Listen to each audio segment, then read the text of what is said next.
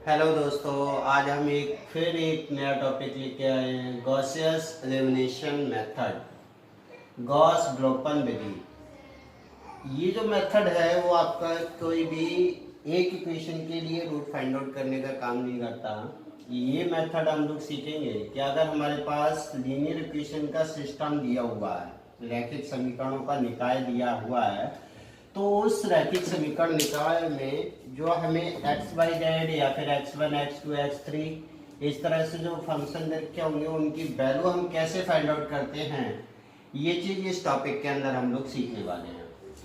तो मैं सबसे पहले एक बात और बता देता हूँ आप लोगों को कि हमने डिप्लोमा फर्स्ट ईयर में एक टॉपिक पढ़ा था, क्रैमर का नियम। क्रैमर का नियम था वो भी आपका इसी तरह से कि लीनियर इक्वेशन सिस्टम के लिए एक्स वाई जेड की जो वैल्यू होती थी उसको फाइंड आउट करते थे उससे भी। वैसे ही हम यहाँ पर भी क्या क्रैमर के रूल से नहीं, लेकिन यहाँ पर गॉसियस एलिमिनेशन मेथड की सहायता से हम एक्स वाई जेड या X one X two X three जो दे रखे हैं इनकी वैल्यू को फाइंड आउट करेंगे।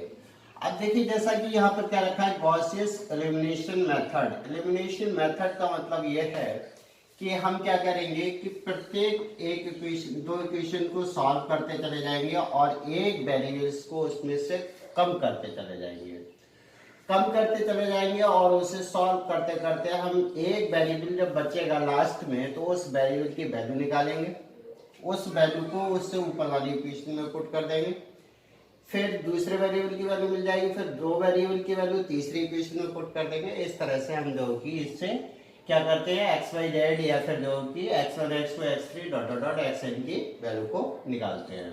ठीक है, तो इस इक्वेशन, इस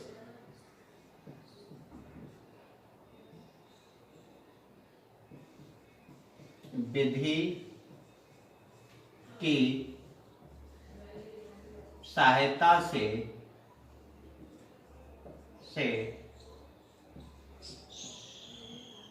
रैखिक समीकरण निकाय को हल करते हैं, को हल करते हैं। यानी कि ये जो मेथड है वो रैखिक समीकरण निकाय के लिए हल करने का मेथड है।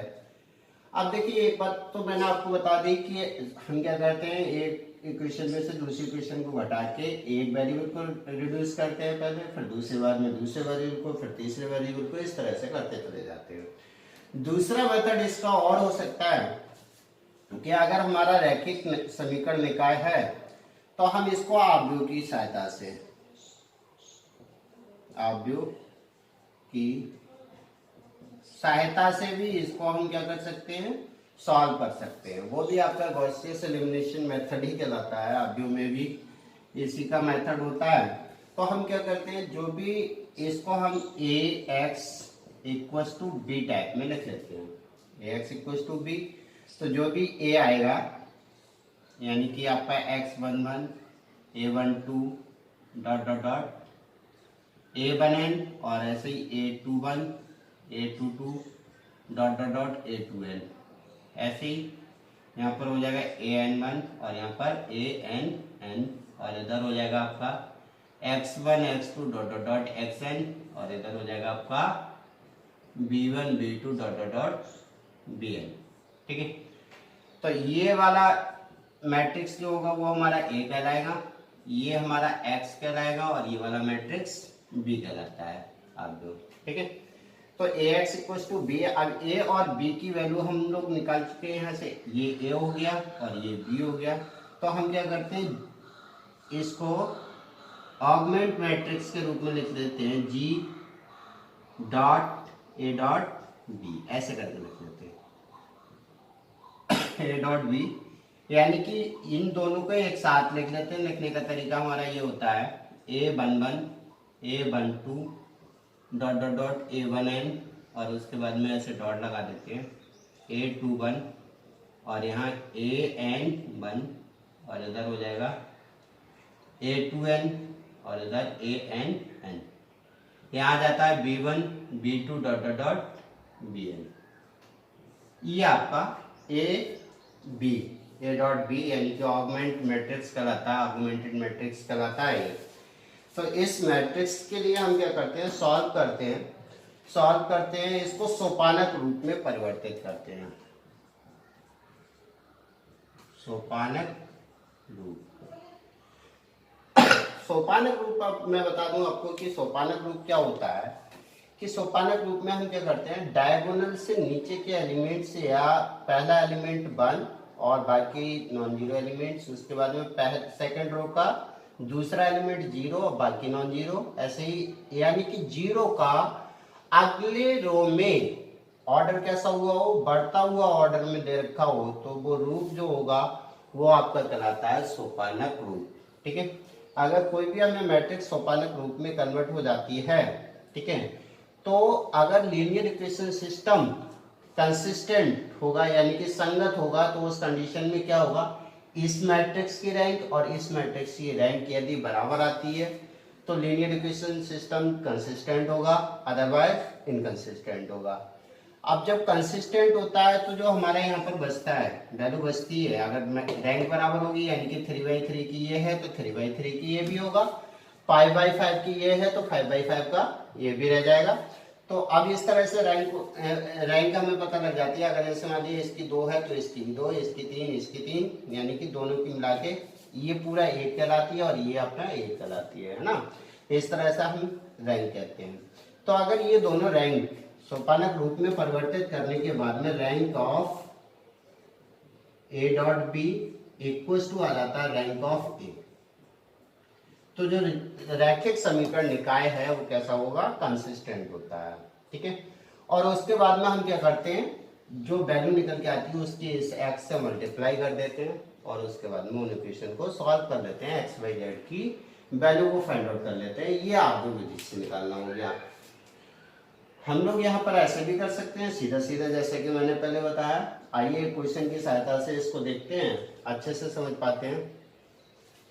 सिंपल पहले हम इस मेथड से करके देखेंगे, फिर इसकी सहायता से करके देखेंगे। देखिए हमारा क्वेश्चन है, solve the system of following equation by Gaussian elimination method. हमारा लीनियर इक्वेशन का एक सिस्टम गिवन है, इस सिस्टम को हम गॉसियस एलिमिनेशन मेथड की सहायता से क्या करेंगे, सॉल्व करेंगे। तो सबसे पहले हम क्या करते हैं, इसको इक्वेशन नंबर 1, इसको 2 और इसको 3 दे देते हैं। ठीक है, अब हम क्या करते हैं, किन्हीं दो इक्वेशन को इनमें से सॉल्व करते हैं। अगर मैं पहली और दूसरी इक्वेशन को कर दूं तो समीकरण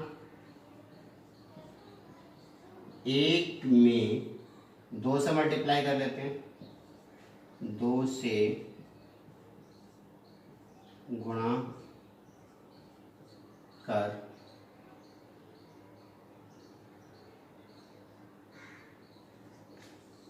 2 में से घटाने पर। ठीक है, मैं क्या कर रहा हूँ, इसमें 2 से मल्टीप्लाई करके और इसमें से इसे घटा दे रहा हूँ। तो ये है आपका 2x माइनस का 3y और प्लस का 4z और इक्वल टू 13। तो यहाँ हो जाएगा आपका 2x प्लस का 2y और प्लस का 2z इक्वल टू 18। ठीक है, घटा देते हैं, ये घट गया, 2x से 2x कैंसिल आउट हो जाएगा। यहाँ हो गया माइनस का 5y और यहाँ हो जाएगा प्लस का 2z इक्वल्स टू यहाँ हो जाएगा माइनस का 5। ठीक है, इसको इक्वेशन नंबर 4 दे देते हैं।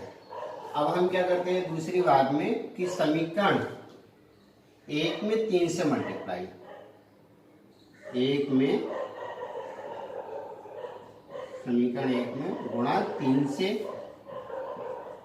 ठीक है, और 3 में से घटा देते हैं तो ये हो जाएगा आपका 3x प्लस का 4y और प्लस का 5z इक्वल टू 40 और यहाँ हो जाएगा आपका 3x और प्लस 3y और प्लस 3z इक्वल टू 27। 27 घटा देते हैं, इसे घटाएंगे तो ये कैंसिल आउट हो जाएगा। यहाँ पर बचेगा आपका y और यहाँ पर बचेगा आपका प्लस का 2z और इक्वल टू आपका यहाँ कितना हो जाएगा 13। ठीक है, तो ये हो गई इक्वेशन नंबर 5।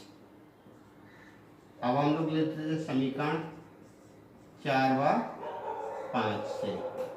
4 और 5 से या तो जेड आपका रिड्यूस कर लो या फिर आपका वाई रिड्यूस कर लो। तो ये हो जाएगा आपका आई प्लस का 2z इक्वल टू 13 और यहाँ पर है माइनस का 5y प्लस का 2z इक्वल टू माइनस का 5। तो ये हो जाएगा प्लस माइनस प्लस, घटा दिया मैंने, ठीक है, हर जगह घटा रहे हैं, घटाने पर यहाँ पर भी और यहाँ पर भी घटा रहे हैं, घटाने पर, ठीक है। तो इससे ये कैंसिल आउट हो जाएगा, यहाँ पर हो जाएगा आपका कितना 6y इक्वल्स टू यहाँ कितना हो जाएगा 18, तो y इक्वल्स टू कितना आ जाएगा 3, ठीक है। ये बात क्लियर हुई।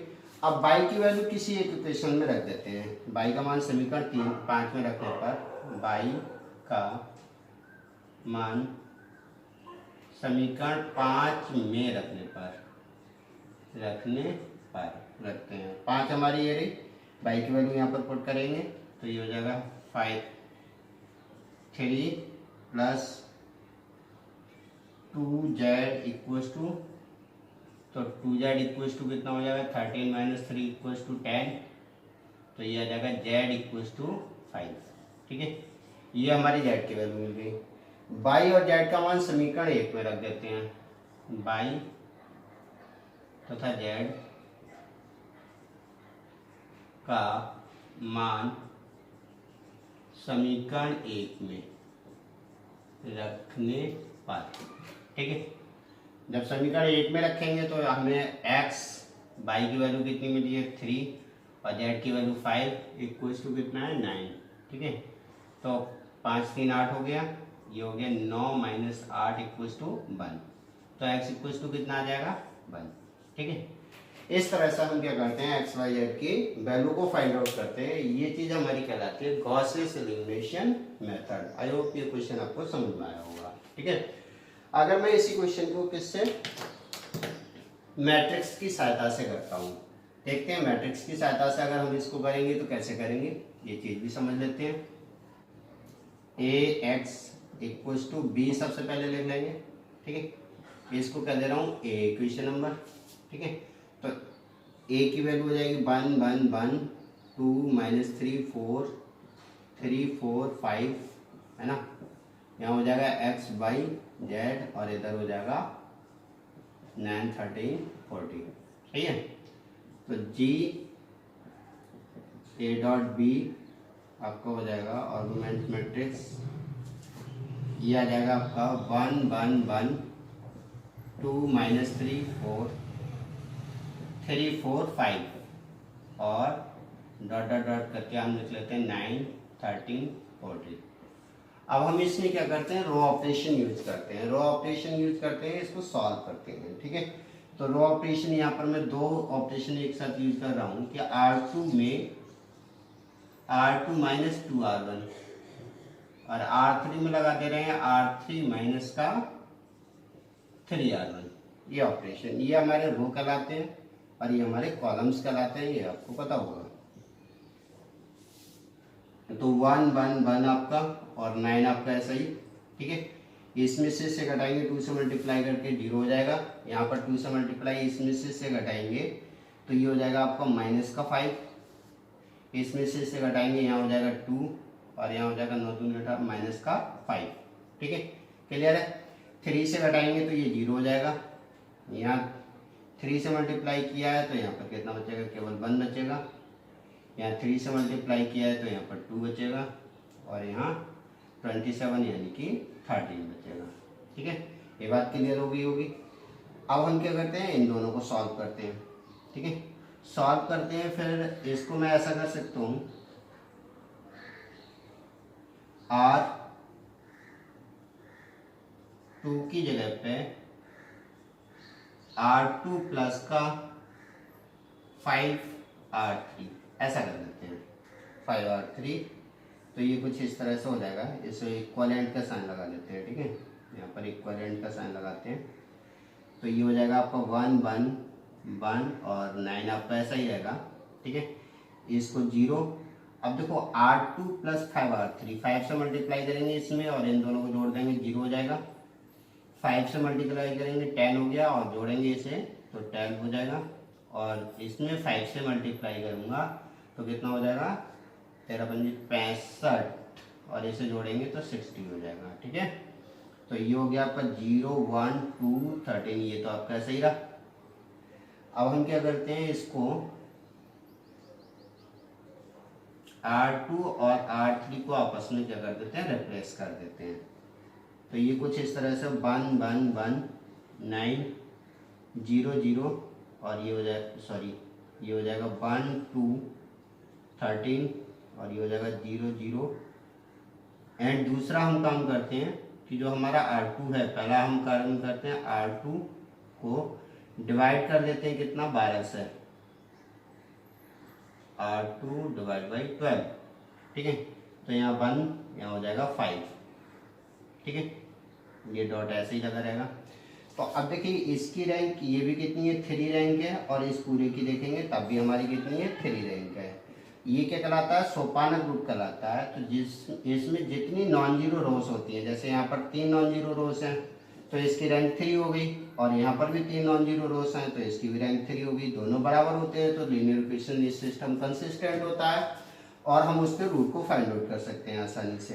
ठीक है, तो अब यहाँ पर हम क्या करते हैं, इसको ax + b यानी कि जो हमारी इक्वेशन समीकरण 1 से, समीकरण 1 थी उससे समीकरण a से, एक नहीं सॉरी a से, तो जब मैं इसको x से मल्टीप्लाई करूंगा तो ये हो जाएगा आपका x + y + z = 9 और ये हो जाएगा आपका y + 2z = 13 और यहाँ पर हो जाएगा z = 5। तो हमें यहाँ से z की वैल्यू मिल जाती है। z की वैल्यू यहाँ पर रखेंगे तो y = कितना हो जाएगा, 13 - 10 5 10, इधर ले जाएंगे तो घट जाएगा, इधर बचेगा 3। ये वैल्यू उठा के यहाँ रख देंगे तो x = कितना हो जाएगा, 9 5 और 3 8 = 1। तो ये y की, सॉरी ये z की, ये y की और ये x की, इस तरह से हम इसकी मैट्रिक्स की सहायता से किसी भी इक्वेशन सिस्टम के लिए हम क्या कर सकते हैं, सॉल्व कर सकते हैं। ये हमने सीखा। अब ये टॉपिक आपका जो न्यूमेरिकल मेथड्स वाला टॉपिक था वो आपका पूरा कंप्लीट होता है। बाकी आप लोग अपनी अपनी किताब से इस टॉपिक के क्वेश्चन को करिएगा। धन्यवाद।